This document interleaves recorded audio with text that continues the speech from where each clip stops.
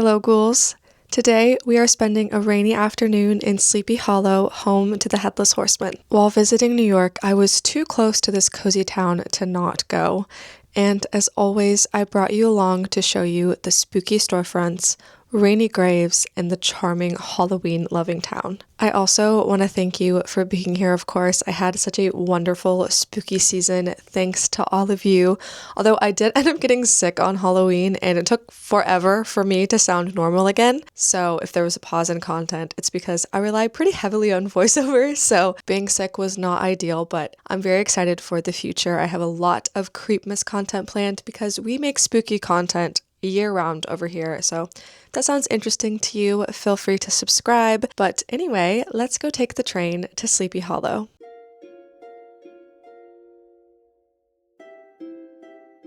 I wasn't sure when I'd be in New York again and had always wanted to visit, and the train ride was only about an hour from the city.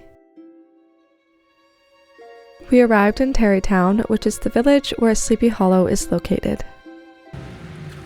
It's cold here. I am not used to the cold or the rain as someone who lives in Southern California, but it really added to the overall experience and made this day trip feel extra spooky.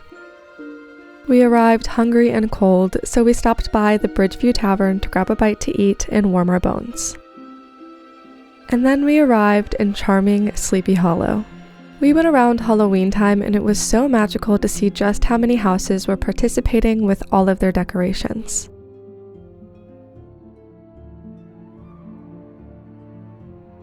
It wasn't just the houses, all of the businesses were decorated too. The main streets felt so cozy and inviting, with fall-themed drink offerings and a spooky bookstore.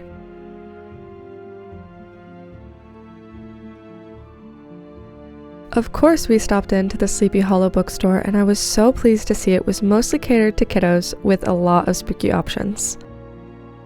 I loved scary books as a kid, but there weren't many options in my library, mostly just goosebumps and scary stories to tell in the dark, so my creepy kid heart was so pleased to see this giant selection for them.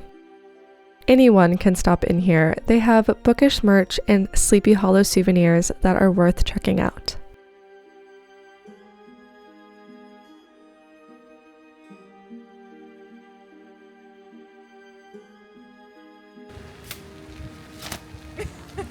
Let's go. We ended up having to get umbrellas because the rain was starting to pick up as we ventured towards the cemeteries.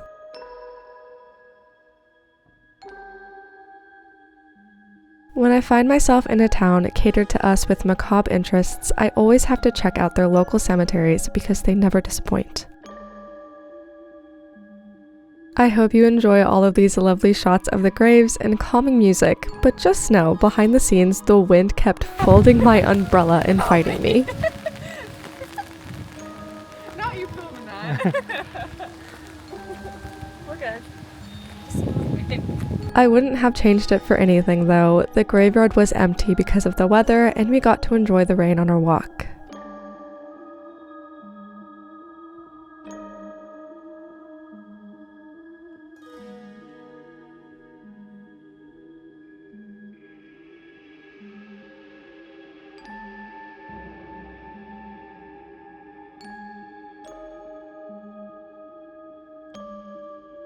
I've seen a lot of broken graves recently during my visits, and I'm curious if anyone ever restores them.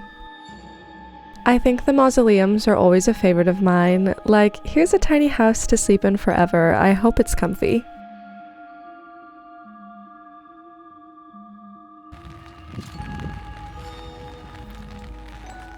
Can't see a thing.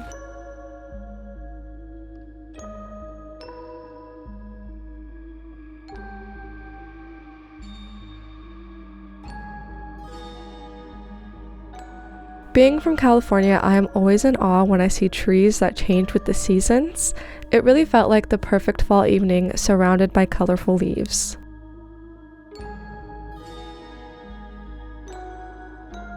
Had to say hello to little Nellie and her precious grave with a tiny lamb. The cemetery we visited was by the Old Dutch Church, which is a lovely building with a 340-year-old roof that needs some support. I left a link below if you feel inclined to help this old structure.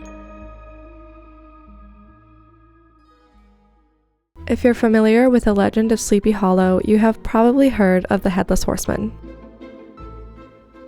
Washington Irving was inspired to write that story while living in this area, and the town has really embraced the horseman. You can visit the area where the original bridge was described in his work and a statue dedicated to the Headless Horseman. Even better, the Headless Horseman has been seen riding along the streets of Sleepy Hollow and is very much an icon to this town. I hope one day I can visit again and see him passing by. As the day started to come to an end, we made our way back to the main area to visit some more of the local businesses and show you how enthusiastic they are about Halloween.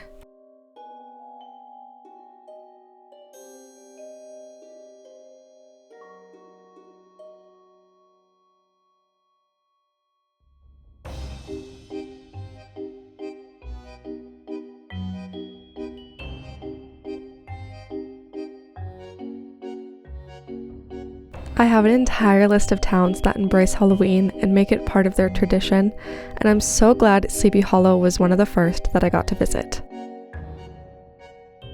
I was wondering how the kids in this town felt about the scary decor lining the sidewalks. Some even jump out at you when you walk by. Speaking of kids, we visited their iconic school, home of the Horsemen. Maybe I would have enjoyed sports more in school if we had a better mascot.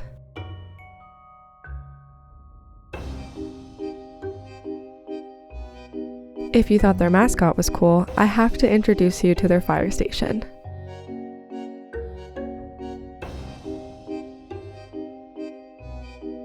Their fire trucks are orange and black and have the cutest designs.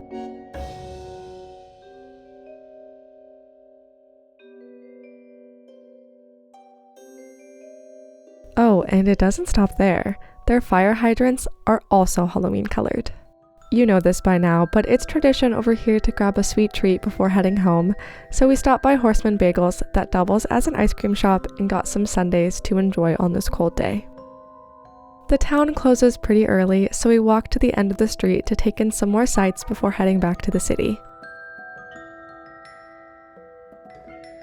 I hope you enjoyed this rainy day in Sleepy Hollow.